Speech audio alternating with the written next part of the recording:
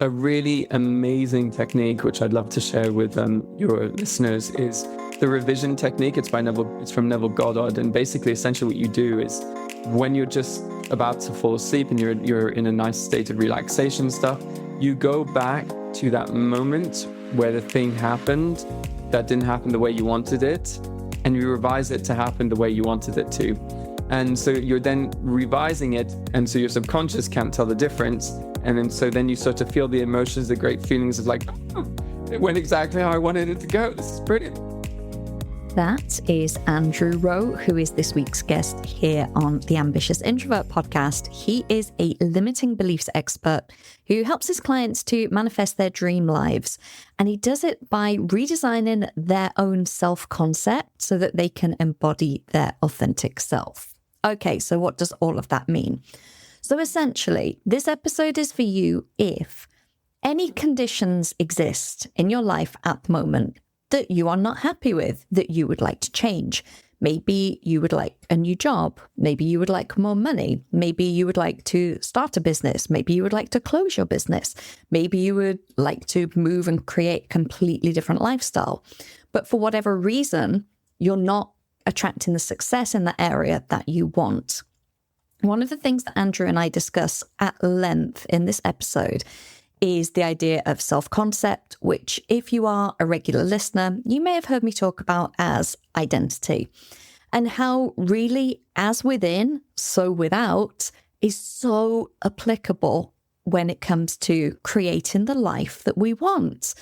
Now, this discussion is actually really fun and elevated. Sometimes when we are talking about doing the work, it can become a bit heavy, especially if we're talking about things that are more traumatic or inner child or limiting beliefs. But actually, this chat with Andrew was so much fun and really high energy. So if you are, as I say, looking to make any changes for the better whatsoever in your current situation, then I know that you are going to love, love, love this chat. Andrew, hello. It's so great to see you. Oh, thank you so much for having me here. This is so exciting because we were connected through a mutual friend. We've got so many people in common. I feel like we've probably kind of orbited each other's worlds for years without really knowing each other. And then we connected about doing this episode and had a great time. Well, I had a great time. I hope you did too. And now here we are recording. Here we are. The stars have aligned. The stars have aligned. So welcome. And thank you so much for taking the time to come here and share a little bit about your journey and the work that you do in the world. And I know this is going to be a super beneficial episode for people. You and I think, are very aligned with our values and the way we approach our own development, and probably quite similar in some ways, even though we do very different work with clients. I feel like we probably work with people who are at similar stages and looking to achieve similar things. So I think that's really interesting when you take different modalities or ways of working that kind of intersect. And I think there'll be a lot of things that we have in common in terms of that. Totally, absolutely. Oh, so I've introduced you already in the intro, but would you be happy to share with us a little bit more about your journey, your story, how you got from, Andrew pre-coach to where you are today? Absolutely. Wow. It is quite the story. So we're going to try and make it as brief and as interesting as possible. So before I became this, spiritual coach, leader, I was an actor in London. And I was also a teacher for refugees and asylum seekers, and I used to teach them English. And so my acting was like not really going anywhere, and I just didn't understand why. And I had gotten through quite an intense spiritual awakening in 2012, which was mirrored with a drug psychosis. So I used to do a lot of ketamine when I was at university, and one day I took it and just everything just shifted and changed. I started to hear things, started to see energy, started to have all of these very mystical experiences, but then they were mirrored with my self-concept, which was my way I perceived myself through my past, which was religious. I grew up religious, not heavily, but somehow it did take a big effect. And my experience started to really mirror my own fears and worries that were linked to religion. So everything was very like good and bad, black and white, angels and demons. There was no kind of midway, and so everything started to be painted with that kind of color. And it became quite scary because I couldn't really differentiate between what was real and what wasn't anymore. And I then started to convince myself that I was evil, that I was bad, that I was horrible, and of course now from where I sit and understanding myself was all because of how I grew up and certain things that happened to me. And so it was a really difficult time because I was convinced that I was the devil, and I was convinced I was a demon, and I didn't really know what to do. And so I really only had two options, was either to take my own life because it just was getting so nauseating, or to just kind of see my light and follow this path of truth of who I am, which is love, which we all are. And so I went on this long journey, so doing yoga, all this kind of stuff, different spiritual things, yada, yada, yada. Met my ex-boyfriend. That was really great. Did the acting and everything. And then it just was about like during COVID times, I slipped a disc meditating. What? Like I was letting go of anger and jealousy, and suddenly I felt this energy move through my body, and then I had a negative thought and it came back in, and I felt this twinge in my back, and I was on the floor for 3 months. It was the most wildest experience, like tangible experience that proved to me that energy is real and that our thoughts are way more powerful than we allow ourselves to even begin to fathom, right? And so I had this time off, and so I started to delve deeper into my own spiritual practices, did different modalities, and people were like, wow, you're really good at this, you're really good at this. And I didn't really think anything of it. And so then when I went back to work, I had a completely different mindset, really started to see things from a completely different perspective. And then in 2021, I set up my business, and within 3 months, I had 150 clients. And then within a year and a half, I had 6 figures in my business. And I've helped hundreds of people really basically reinventing themselves, remembering the truth that they are love at core. Right? And that's all you need. Once you remember that you're love at core, once you remember that you are actually infinite and that all the other stuff is just noise, like you become unstoppable. And so it became my passion, my purpose to help people remember their true, you can use the word divinity, you can use the word consciousness, whatever you feels aligned to you. You can use the word universe, but essentially it's just helping them remember that the whole experience that they're experiencing has been experienced from them and can be changed because of them as well, right? Once they do all the inner work, once they start to perceive reality in a different way, perceive themselves in a different way as well. And so, yeah, that kind of brought me to where I am today. And I always thought I was going to be an actor, and I never thought I would ever find anything I had enjoyed more than that. And I really can honestly say there's nothing more than I enjoy than like helping people remember that they're loved, helping people move through their blocks, helping people reach their highest point, but not just in success. Success is great, but like everything, abundance in all forms, so that they just feel just so much more joy and ease in their life. So that's kind of a really quick way of summarizing how I got to where I am today. Well, thank you for sharing. And yeah, wow, what the journey. You reminded me, as you said the story about slipping a disc, I was like, what? Because I've slipped numerous discs and I know that it's not great. I had a friend who cracked a rib having Reiki. She was having Reiki, and the practice, she said, it felt really strong. It felt really intense. I think it might have been in India or something. I can't remember. And when they worked on her solar plexus, she felt a crack. She actually cracked a rib. No one was touching her. Oh my God. Yeah. Wow. And it changed her life. That was her profound experience, because having that feeling and knowing that the energy was in there, and there was obviously a misalignment before. Isn't it wild how, like you say, you're doing these things that are serene and good for us, and the body is just still being manipulated by energy? Totally. And I think that also just shows, it's so easy for us to know what's real when it's tangible, when we can see it, and actually that's where we trip up, is this identification with, seeing is believing. No, believing is seeing. Whatever you believe in, you'll see. The fact that I believed that I was evil and bad, it kept on just mirroring back into my reality.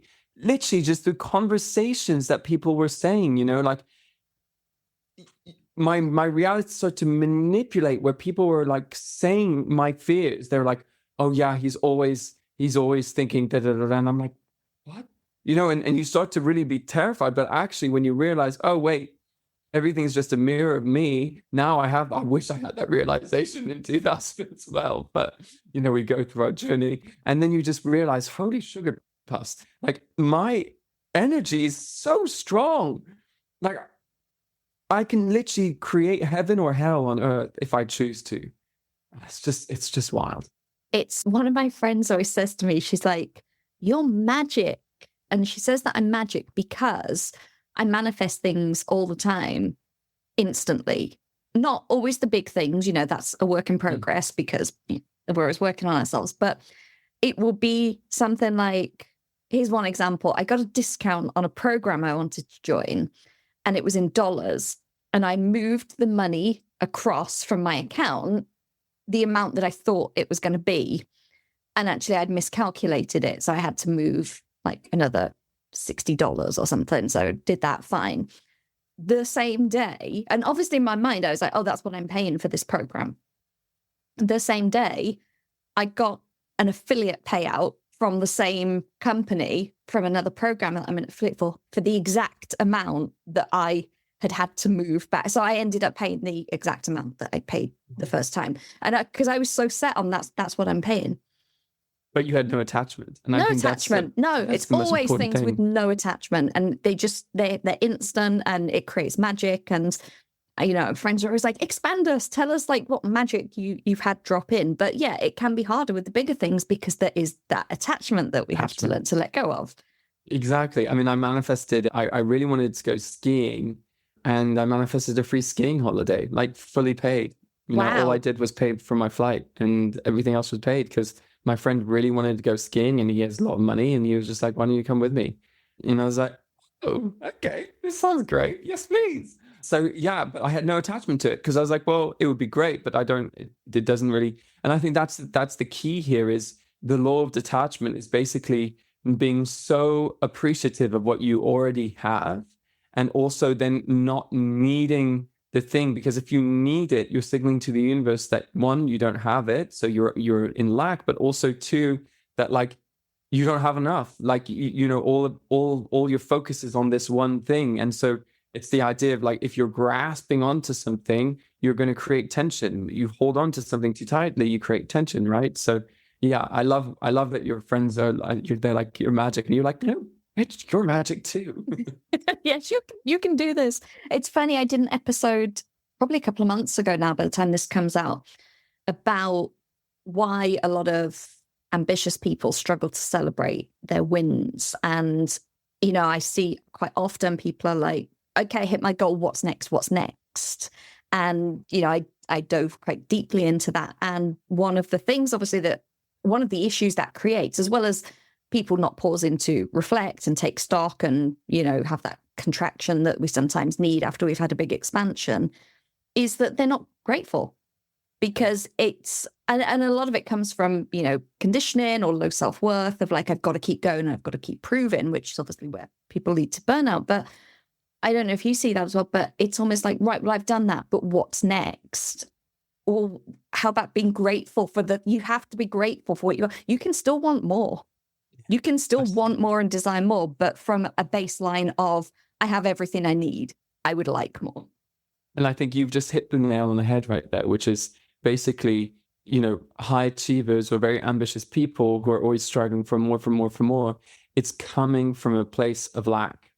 And they may be super successful. They may be, doing so well in their lives. But in actuality, they're coming from a place that is empty and vacuous. And so when I have clients, who are like always striving for more, I'm like, excuse me, like, why? What is the reason that you're doing this? Like, you want more money? Great. You're here to create. You're a creator. Creation is who you're meant to be. But if you want more money because finally your dad is going to accept you, or if you want, another PhD because finally, you're going to be accepted in your family and you're going to be enough and you're going to be, it's always going to never work out for you. You are always going to feel empty. You're going to always feel disappointed. And so it's going to be very hard, I think, for people to be able to celebrate those moments until they start to do the deep inner work of actually seeing like, well, what is my pattern here? Why am I constantly chasing after things? And is it coming from me? Is it actually coming from an innate desire to want to create more from, this sense of creation? Or is it coming from a place of like, I just want to be loved. I just want people to see me. I just want to be cared for and looked after. You know what I mean? Totally. I had an experience a few years ago where I think for the most, obviously not perfectly, but I am fairly intrinsically motivated, and I've managed to not be swayed by what society thinks. I'm married, I'm childless, I'm in my mid-40s. I've kind of taken a different route to the traditional route by choice. And obviously people don't always understand or like that. So for the most, I'm like, no, I choose what I'm doing because it's me, it's my authentic self. But I had a big realization a few years ago that within business, I was almost waiting for permission from someone so I could raise my prices. I wanted someone to tell me, whether it was a coach or whatever. And that was a really profound moment, because I'm like, I'm the only one that can decide that. I have to make that decision. And I was wanting someone to say it was okay, which was very bizarre when I recognized it, because that was keeping me stuck. So true. And, it's the same thing with people who are, wanting to manifest things into their lives, right? Whatever it may be. And they're kind of waiting for the universe to give them a sign, or waiting for the universe to provide. And that's very old school manifestation. That's the perception of, the universe is outside of yourself, and it links back to this kind of feeling that you're somehow the child and you have a parent that's looking after you.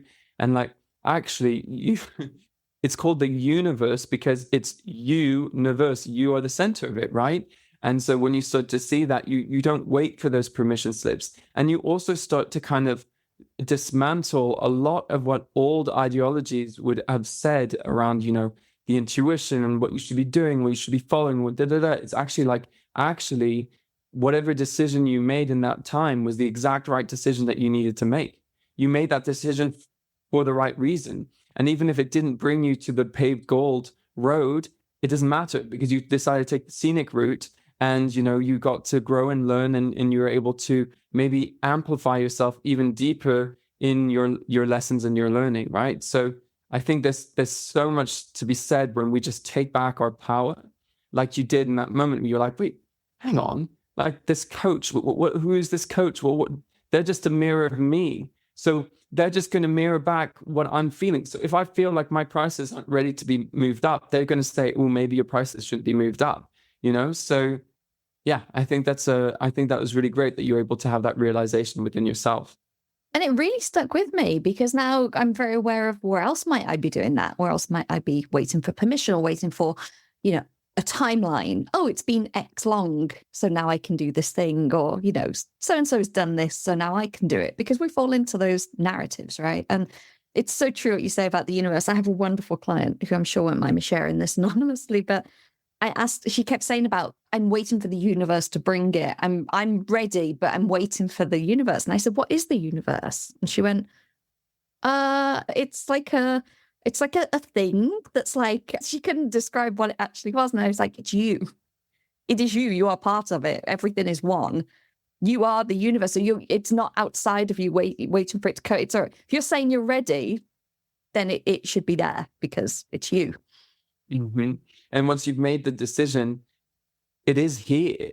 And the only thing is that it's your resistance to it, right? It's the doubting.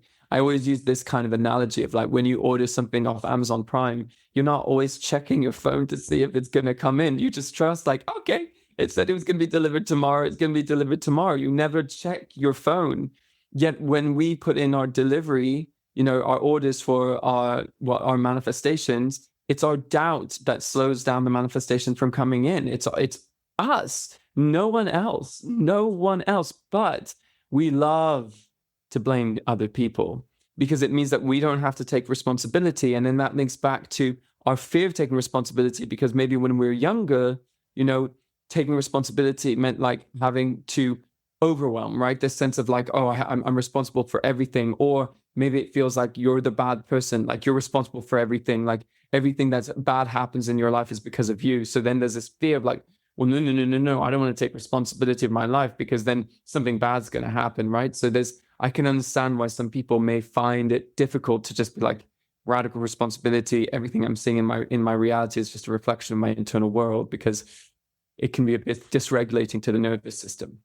I think what you touched on earlier as well with the religious piece is really important to mention, because even if people didn't grow up in particularly religious families, like I didn't, I was baptized and, I went to Brownlees and Guides and we said the Lord's Prayer at school, but, we weren't church going or God fearing particularly. But there is still this concept of good and evil, right and wrong, and they're very extreme. It's literally the laws of polarity, right? They are one extreme and the next, and you are one or the other. It's like, look at Father Christmas. Have you been good or bad this year? Like, there's no spectrum of it. And I think as children, that's a lot of responsibility to take on. Like, I've got it wrong or I've got it right. Even the school system, like you pass or you fail. And with the type of work that, especially that you do with clients and looking at energy and universal laws, there is a duality and it can be both at the same time. And I think that's just such an important integration piece for people.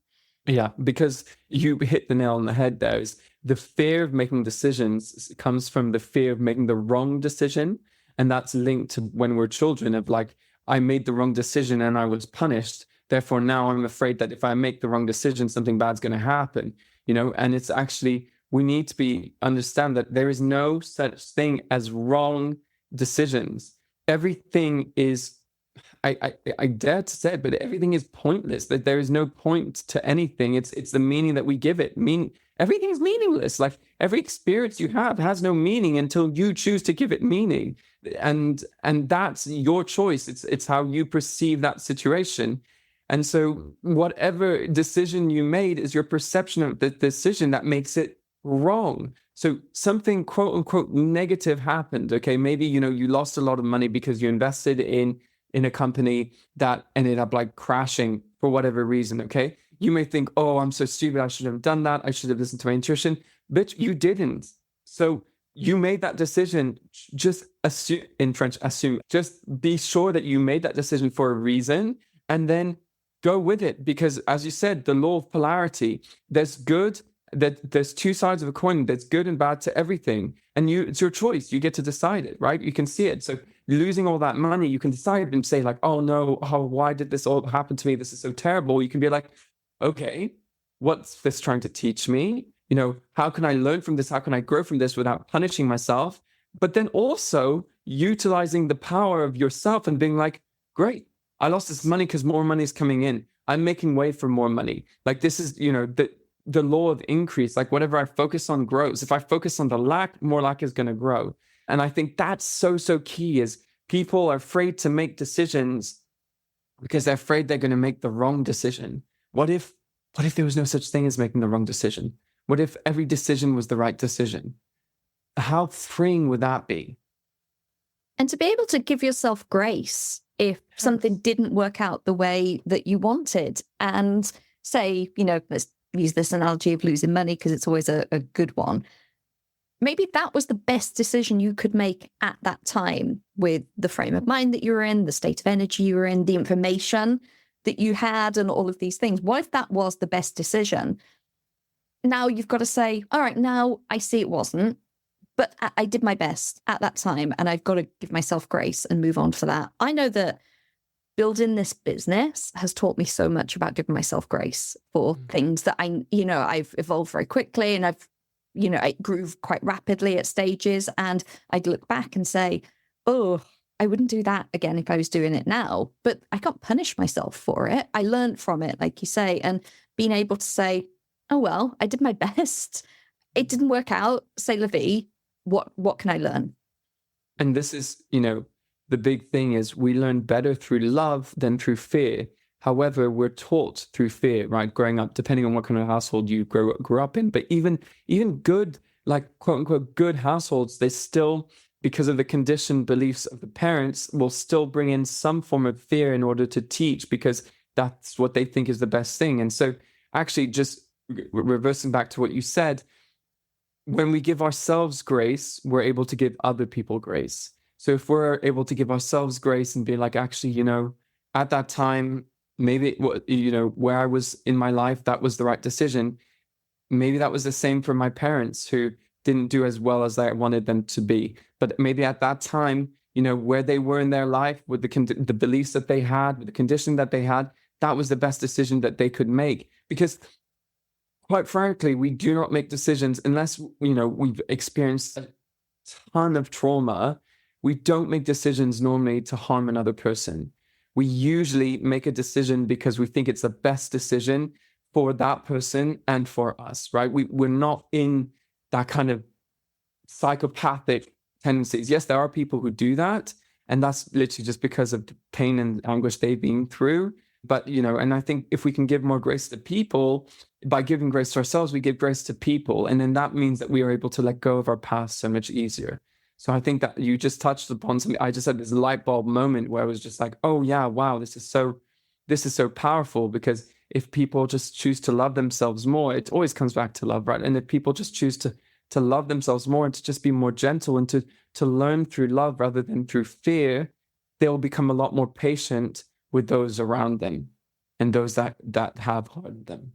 And I think what's interesting is none of this is about not having a human experience or never feeling upset or frustrated or any of those things. I'm watching the Tour de France documentary on Netflix at the moment. Have you seen it? No. I can't think what it's called. I'll link it in the show notes. But I watched it last year, and they basically follow the teams on the tour, and they follow them on different legs, and they talk to the riders, and they talk to, the team leaders and everything.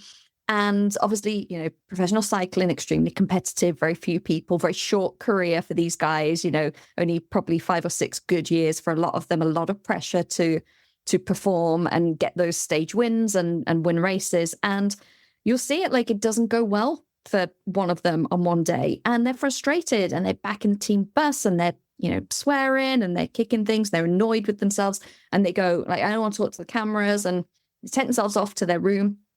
And they process it and they deal with it. And the next day they come back and they've let it go, and they're not beating themselves up. They're kind of like, yeah, that's a shame I didn't get that stage or whatever. But they can't, because for 21 days or whatever it is, they're cycling around France, and they've got to show up the next day and get on a bike and sit there for 6 hours and try and beat the other best cyclists of the world. So it's that process of okay, if you hold on to it and blame yourself all the time, you'll never move forwards. They would never get back on the bike the next day. No, and we're meant to feel our emotions for, I think, 90 seconds and then to let them go, right? Any emotion that comes in, we're meant to feel 90 seconds and let them go. And like you said, we're human. Stuff happens. We want to learn to not get triggered by our 3D world. We want to, everything that triggers us is just there to try and signal, there's something deeper that you need to learn, or there's a deeper healing that you need to go. So the less triggered you become means the more higher consciousness you become as well, right? The more in touch with your divinity or with your love source energy you become. But of course, we're human. We're not robots. Things happen. Things trigger us, and things make us upset. The next day, if you're choosing to hold that still, it's because you're holding the victim mentality. You're believing that somehow, if you hold on to this frequency of things not being fair, or I'm not good enough, or whatever, you're going to get sympathy, or someone's going to care for you, or someone's going to look after you, or the universe is going to look after you. But the truth of the matter is, the universe, God, source, energy, whatever you want to call it, this I don't even know what it is, but it's there, can only pick up on energy and frequency. So if you're vibrating at the frequency of it's unfair, oh my God, why is this always happening to me? That's just going to be reflected back at you. It's just the law. But if you choose to start your new day like fresh and be like absolutely amazing, like grateful for what you have and everything like that, without focusing on what happened yesterday. Every day's a new day, right? When you go to sleep, it's a clean slate. You're just wiped off, and then you wake up and you're like, bing, okay, great, let's smash it. I think if we all could take that mentality, like, we would all get back on that bike and we would all be cycling up that hill, and maybe one of us would win the Tour de France. Wouldn't that be cool? No, I mean, I used to live in France, right? So they used to go through my village. Did you go out there and like bang on the barriers? Everyone, like all the spectators, if they stand behind a barrier, they seem to like bang with their hands on the barriers. Yeah. And then you have the idiots. Oh, they jump out like with a flag into the road. Standing in the road, and people are like, get out of the road. Because you can really injure yourself and injure the cyclist. Like, don't they realize how fast the cyclists are going? It's crazy. I know, ridiculous. Crazy. But no, I know it's a weird analogy, but it just struck me as they were doing it. And obviously they work with, some of the top performance coaches. And by that, I mean mental performance, and they've got their ways of doing things. And I always say to clients, like, find the thing that works for you. Have the thing. Maybe you want to write out how you feel and then rip it up or burn it. Maybe you go and take a shower. Like, I know people that like, okay, if I'm feeling a certain emotion, I can literally go and wash it away. Have something. It's symbolic, but have something that helps you to decide that this marks the end of that feeling. A really amazing technique, which I'd love to share with your listeners, is the revision technique. It's from Neville Goddard. And basically, essentially what you do is, when you're just about to fall asleep and you're in a nice state of relaxation stuff, you go back to that moment where the thing happened that didn't happen the way you wanted it, and you revise it to happen the way you wanted it to. And so you're then revising it, and so your subconscious can't tell the difference. And then you start to feel the emotions, the great feelings of like, oh, it went exactly how I wanted it to go. This is brilliant. That was great. Yeah, that was great. And then it dissolves all of the negative feelings. Like, we have to remember that our minds are just computers. And so we just kind of have to brainwash it and change it through neuroplasticity. And a really great way of doing that is by rewiring it, by reviewing your day of what didn't go well and just making it go well. Why not? It makes you feel better, and then your subconscious thinks that it did go well in the first place. The worst thing is to go sleep and start to replay it over and over and over again. Over and I did that and I did that and this went wrong. Yeah. What could I have done differently? No. Just do it differently, Yeah. Yeah. And that's where the repetition piece is key. And I talk about this on this podcast, and I say it's like your secret weapon, but it sounds so boring, and people don't want to hear that repetition is good because they want to get an instant result. And, a lot of marketing, and especially in the coaching and personal development space, is about instant and overnight and, do this and it will change your life tomorrow. But actually, if you're repeatedly doing an action like that, like, literally reprogramming your brain every evening before you fall asleep, if you're doing something like an intention in the morning or a meditation that's, mapping out how you want your day to go. Doing that once or twice is nice, but doing these things consistently, that's how you're really going to get to the crux of that programming. 100%. If you don't have a morning routine already, start a morning routine. Like, morning routines are the most important thing. And like you said it, people are like, well, nothing's happened. Well, how long have you been doing it for? Like, what do you expect? You've been holding on to all of this crap for like 35 years. But you expect, like, after 3 days of doing some journaling in the morning, it's all just going to disappear? Of course, like with the work that I do with my clients, we reprogram the subconscious at a deep level really quickly, and it shifts things really quickly because we reframe and reform all of the memories. So then it's much easier for things to shift. But if you're not doing that kind of work and you're doing it all on your own, then have a little bit more grace with yourself, and don't do these exercises because you have to. Do them because they're enjoyable, and because you in the long run they're going to make you feel so much better. And I think that's so key, is always find the joy in everything that you do. Don't choose to do things like the repetition is so important. I totally agree with you. But like, let's not repeat an affirmation over and over again because we have to. Let's repeat it because it feels good, because it's like, fuck, yes, oh my God, I'm loving this, self-concept work, changing your self-concept through self-talk, like just being like, I'm a badass bitch, like my life is amazing, I'm so good, like whatever it is, like whatever makes you feel good, And don't expect just because you said it once in your car, suddenly you're going to like, have, men or women falling at your feet and, your business is going to be booming. I think it's that key of the emotional part as well, rather than just going through the motions without the E Yes. part. I coached someone way back at the start of my business. I've told this story before. She was hilarious. And she was doing all the things. And she's like, I'm doing my affirmations. And I said, right, tell me your affirmations. And she got a book and she was like, I am an abundant piece of the universe. And she was reading them out, right, really rote and monotone. And this was like a really feisty girl from New Jersey. And I was like, all right, if I dropped like $1 million in your bank account now, is that what you would say? And she was like, no. I was like, what would you go and say to your friend? And she was like, I'm rich, bitch. I was like, well, then that's your affirmation, because her whole energy changed and the kind of enthusiasm behind it, because she felt it. Like, she truly felt it. That's it. I love that. What you helped her find was her voice in her affirmations, because we can see all these affirmations online, but actually, is that how you would speak? Like, money flows to me like water. What? Maybe that's not how you speak. Would you say that to your friend? Like, money flows? No, like, money's like flowing to me. Like, I don't know. I can't think of it on top of my head, but I think that's so key when you can find the joy in your affirmations as well. One of my affirmations around money and everything is I've always got more than enough.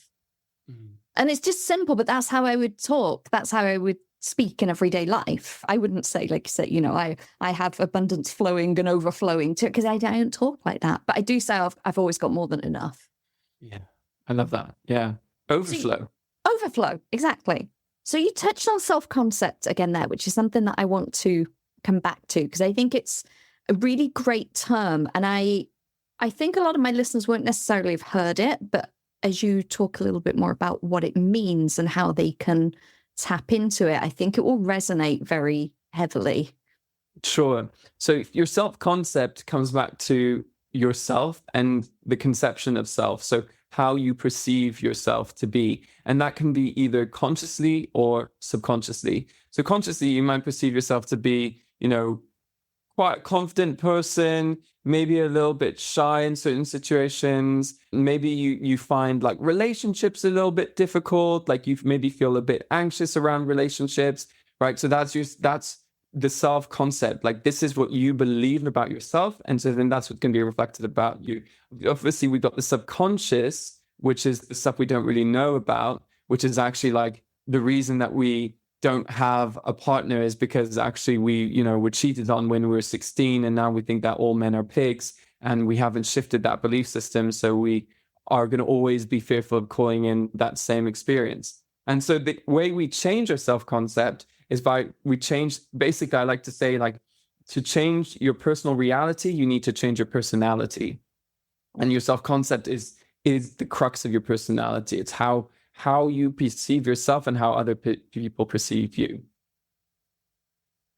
I joined a mastermind last year, and it was a very small group of amazing women. And it's so funny because we all became great friends afterwards. And I remember sitting on the first call, and I'd seen a few of them online, and I was a little bit, not quite imposter syndrome, but I was like, oh, I know that their businesses are further ahead than me. They're quite high level. I was quite excited because this is going to be good. It's like good elevation for me.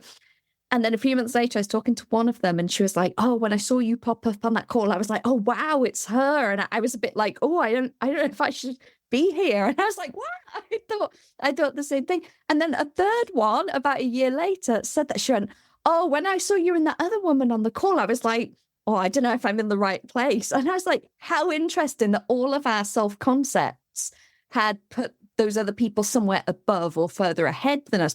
But we all felt exactly the same. Yeah. Like, crazy. And I think, and that's something that we always forget, is that actually the other person's a human being as well. Yeah. And they're not a robot. Yeah. They also have their own stories. And just because you got a certain level of success, it doesn't actually mean that you're the most confident, gregarious, charismatic, can do anything type of person, and I think that's the thing, is we have to always remember that we all, on some level, feel unfortunately unworthy sometimes. And we need to stop doing that, because that person that is super successful is just a mirror of you. And the fact that they're super successful is just, and they're in your life in the first place, is just a reminder that that's waiting to happen for you as well. But yeah, I think that's really interesting that if we were to go into people's minds, as an actor, this was always one of my big issues, was I felt like I wasn't good looking enough to be an actor. And so I was very insecure. But then, when I talked to other actors, these actors were stunning, like gorgeous.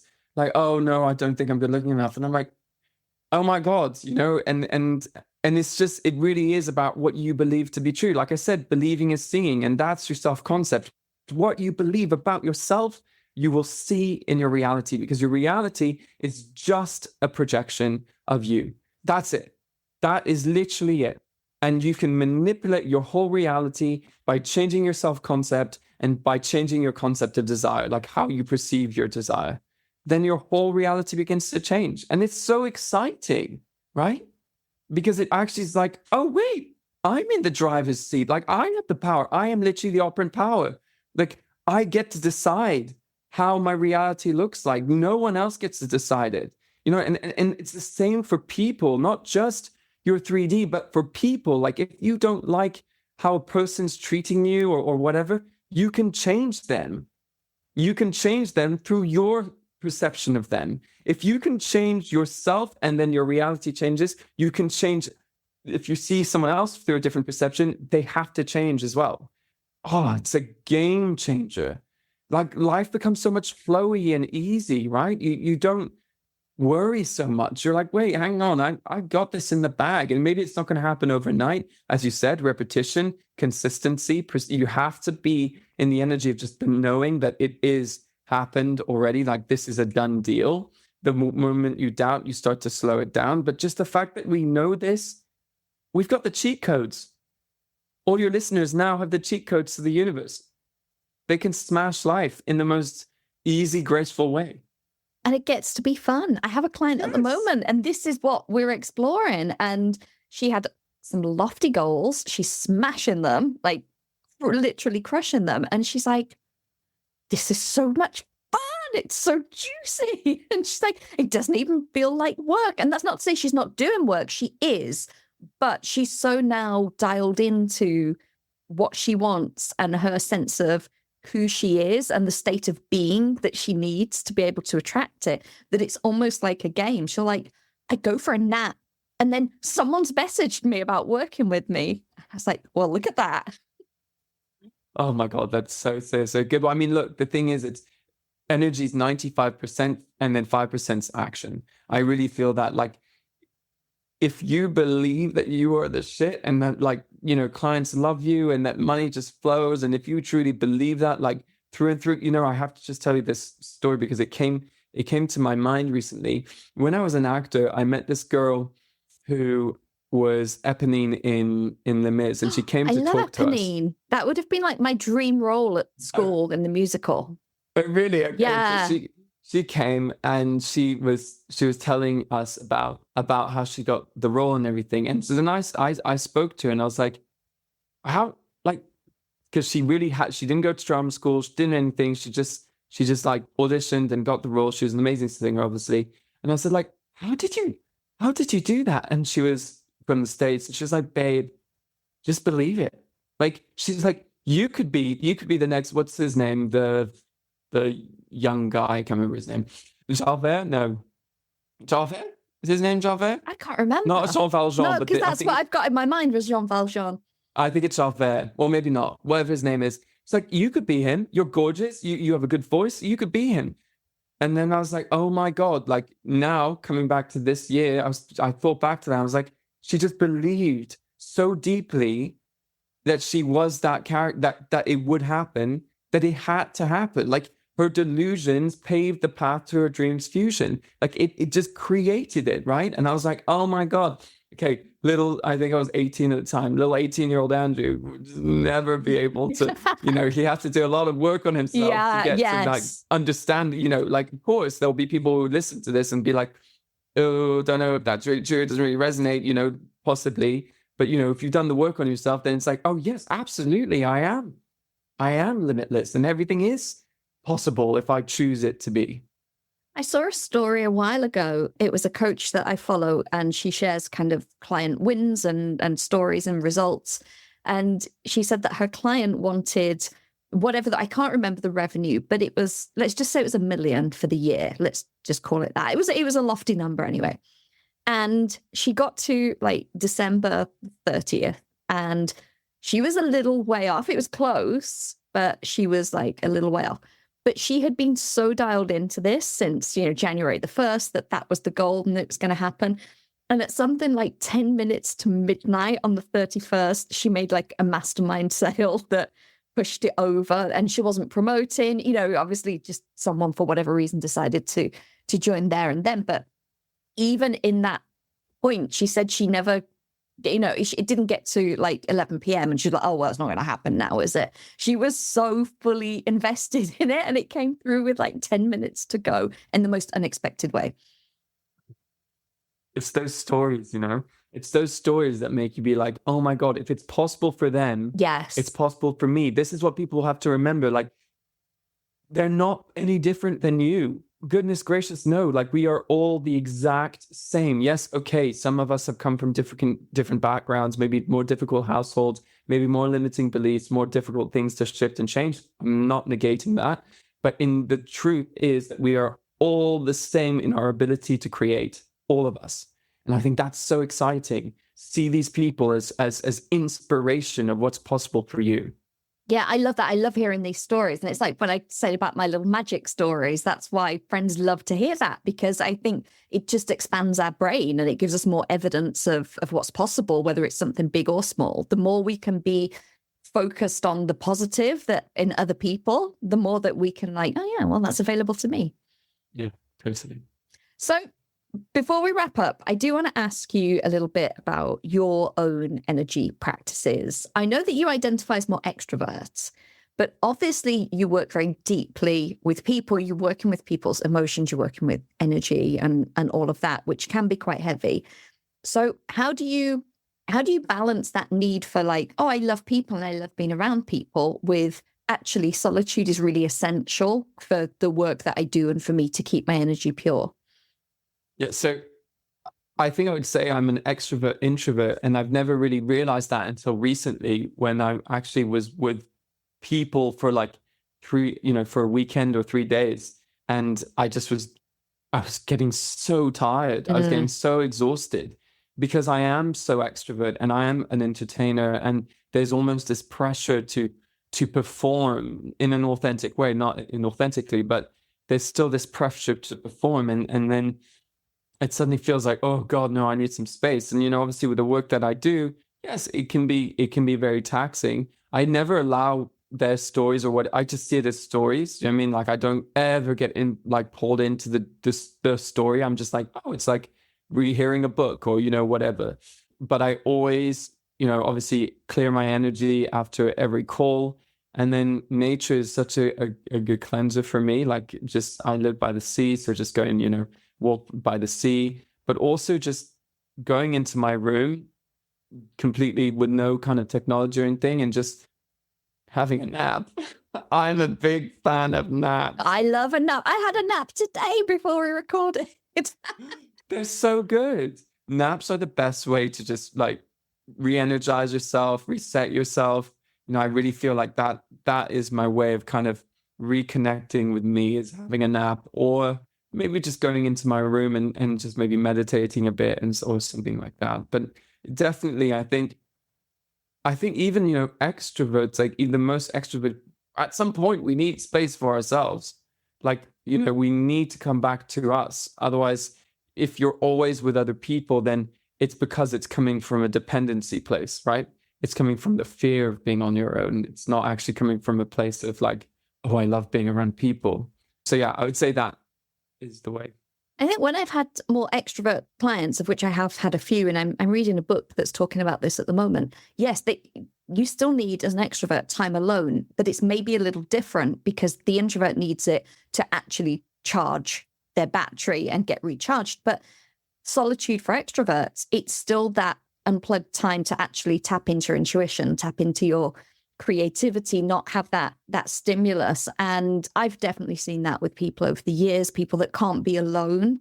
It's like every waking moment's got to be jam-packed. You've got to be doing things with other people. And it's like, what's going to happen if you're alone? What are you scared of? And, people have said, oh, I don't like to be alone with my thoughts.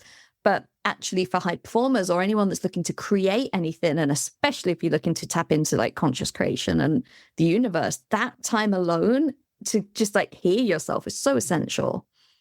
Totally. Absolutely. Yeah, I agree. Well, before I do let you go, I am going to ask you, I know you gave us a few things there, but of all of the practices that you have, really owning your energy and making sure that you're keeping it as clear as possible, what is the one thing that you absolutely could not do without on a day-to-day basis? Oh, that's a good question. I mean, I'd say I would definitely say like having a nap, but no, what's coming up to me right now is exercising. That's my way of like really just, I do like CrossFit HIIT workout classes, and it's like 45 minutes, like intense kind of, and at the end I'm like exhausted but also really energized at the same time.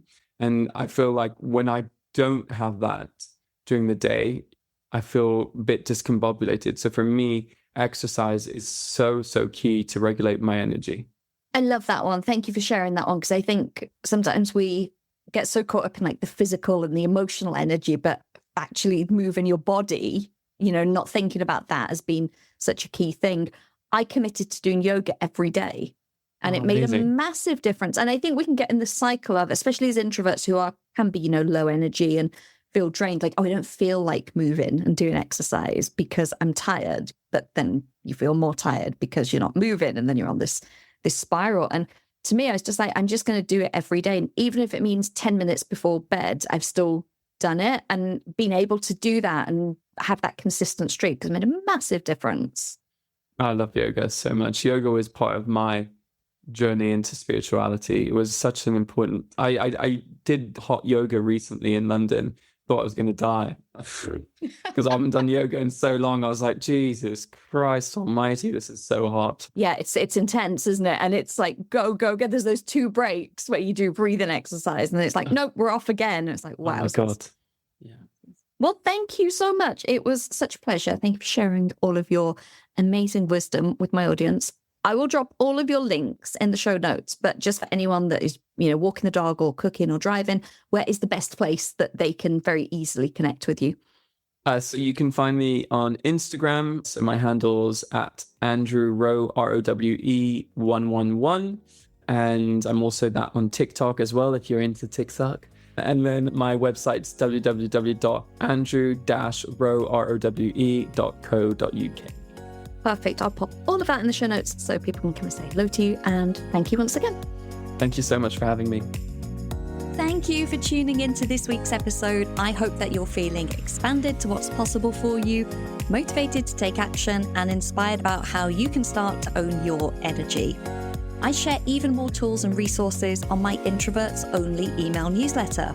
By signing up, you not only get early access to the Ambitious Introvert products and services, but you also get brand new podcast episodes delivered straight to your inbox every Monday, meaning you'll never miss your weekly dose of introvert-friendly inspiration. Sign up now at theambitiousintrovert.com/newsletter or click the link in the show notes. See you next week.